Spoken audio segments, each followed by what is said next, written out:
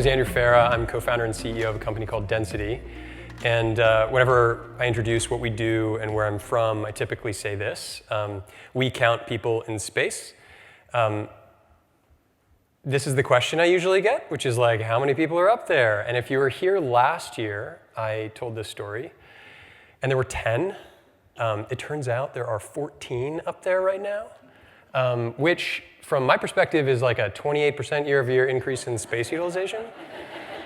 Our astronauts have returned to office, as it were.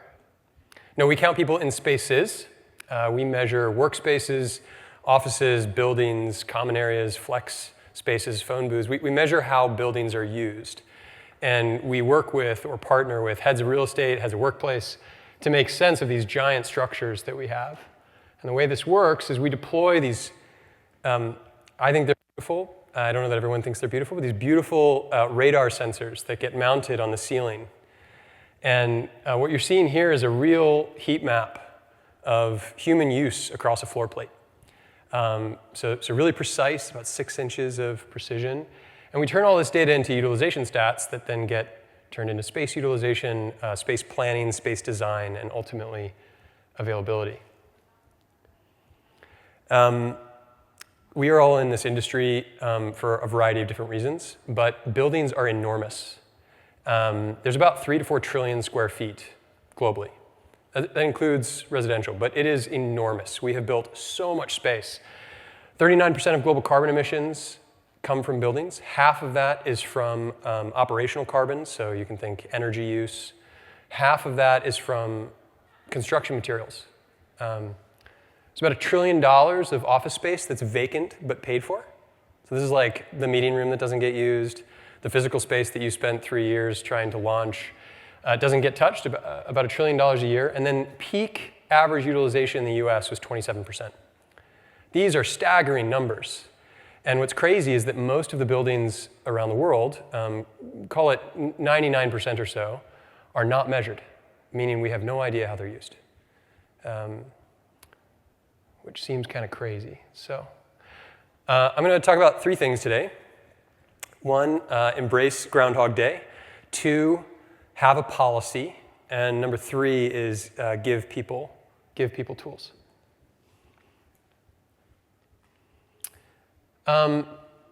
So we were supposed to return to office, I think, in June of 2020, if I remember. That was the first RTO. The second RTO was in September.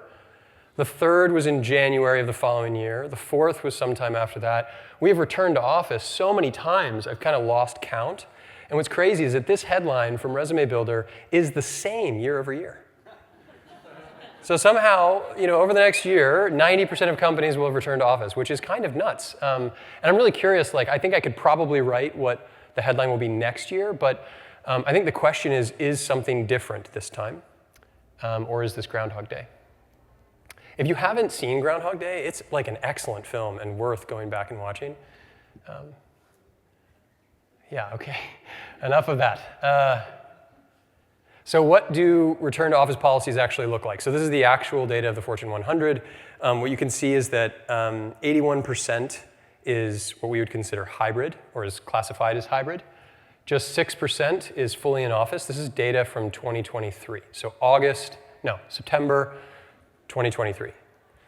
If you fast forward a year, does anyone want to guess if you think the number of hybrid goes below 70, raise your hand. Stays above 80. So hybrid didn't change much, but fully in office, 5 days a week, is nearly at 20%. That was a lot larger than I was expecting when we were first sort of doing the analysis.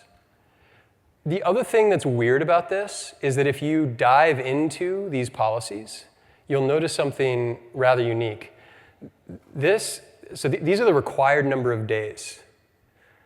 And there's one outlier in here, and it's a category called not stated. This is what is actually happening in the background.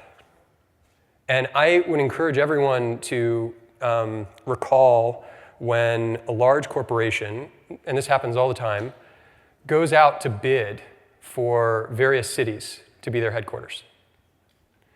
And the expectation is that by giving tax breaks and reductions in cost, it will drive foot traffic by moving a headquarters or opening a new office in a major city.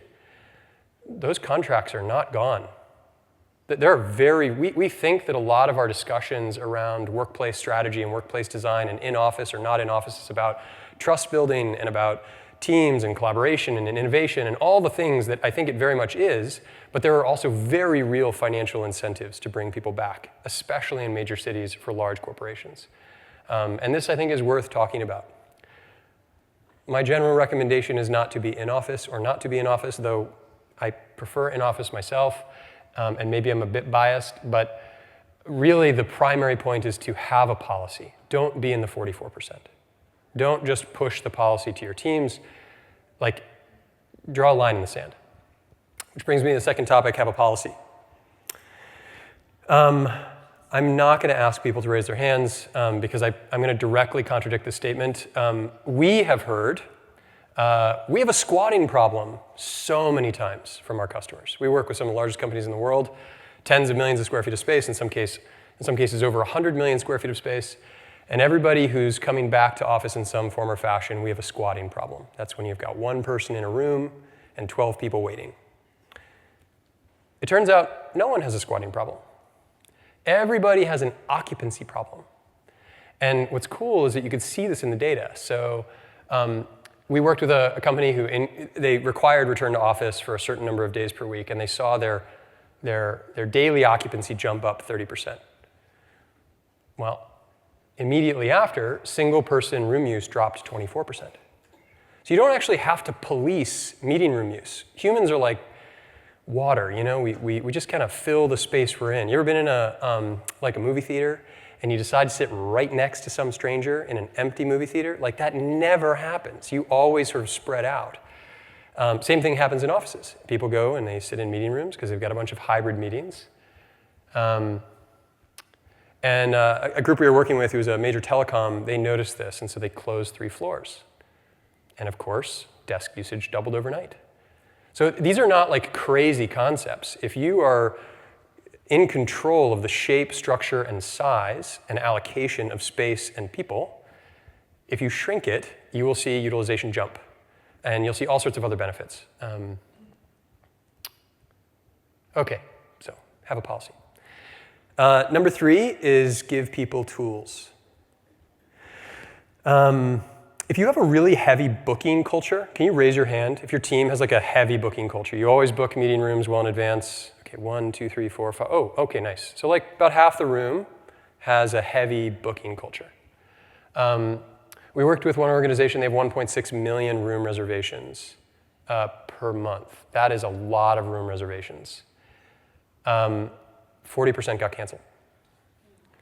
And 28% were canceled within like a 24 to 48 hour period. I mean, we are talking about like people reserving millions of square feet of space and then be like, nah, I don't really need it.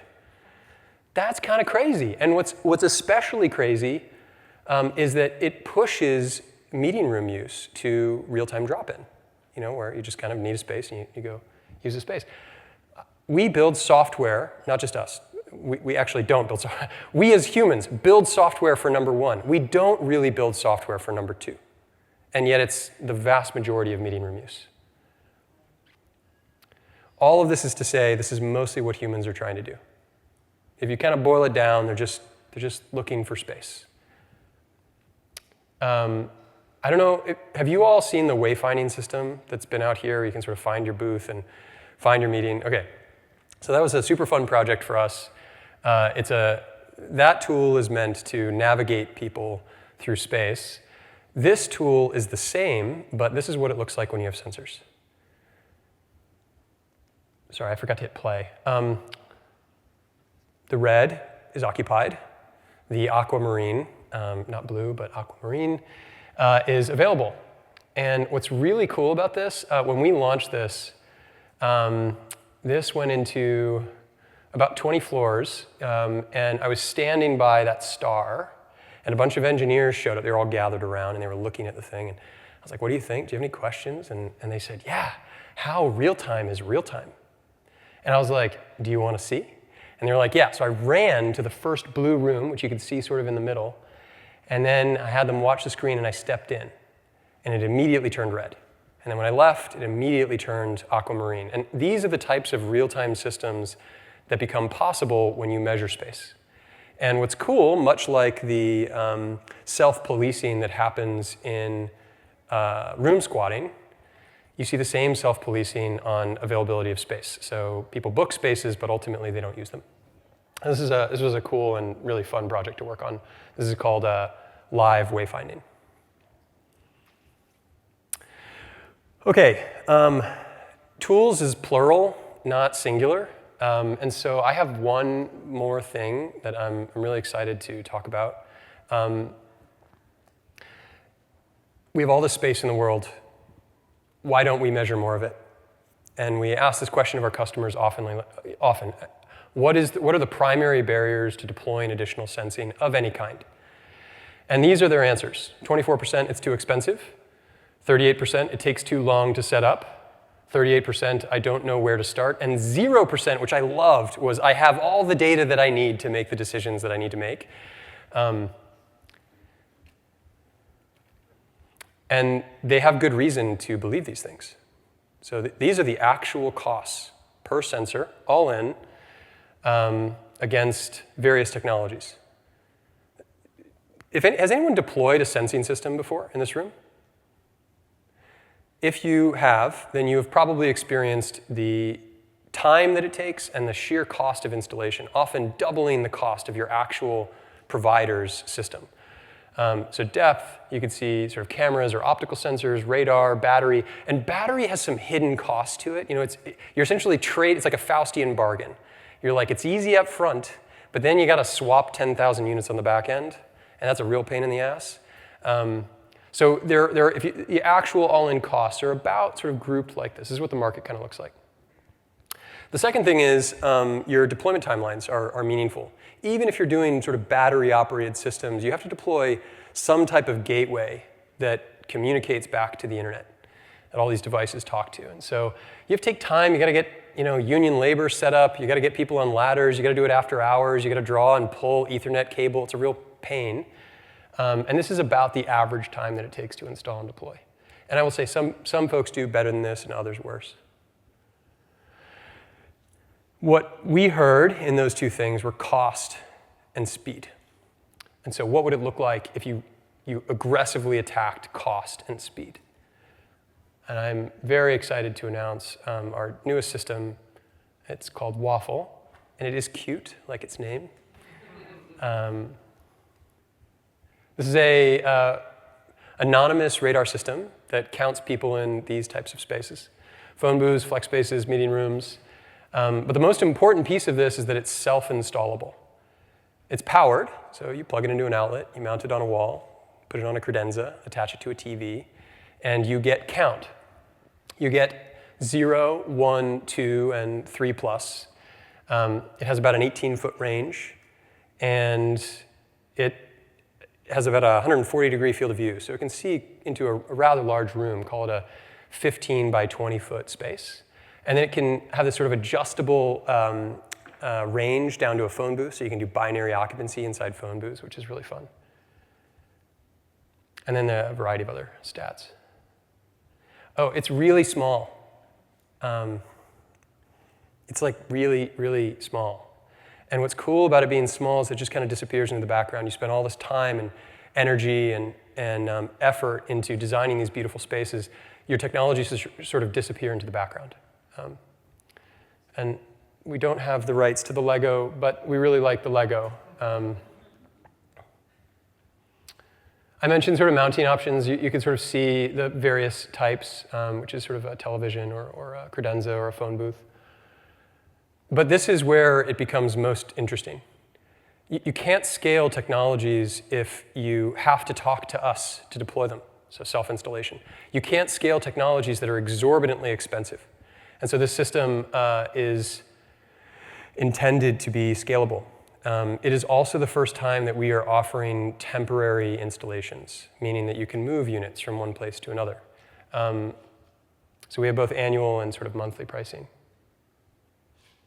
And this is where waffle shows up. And for what it's worth, I know I'm not supposed to move past this line, but below this 250 line, I think all sorts of new applications open up.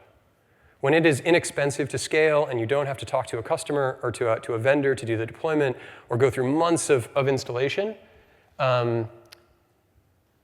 you can set up that floor plan that I showed you in a day. This floor plan took about 4 months of planning. It took 4 months of a lot of humans figuring out where to put devices. And this real-time system that you see here is something that we've spent a lot of time refining over the years. And Waffle will allow you to achieve this in about 2 hours. You can walk around and plug them in and connect to the internet and get count. It's shipping in January.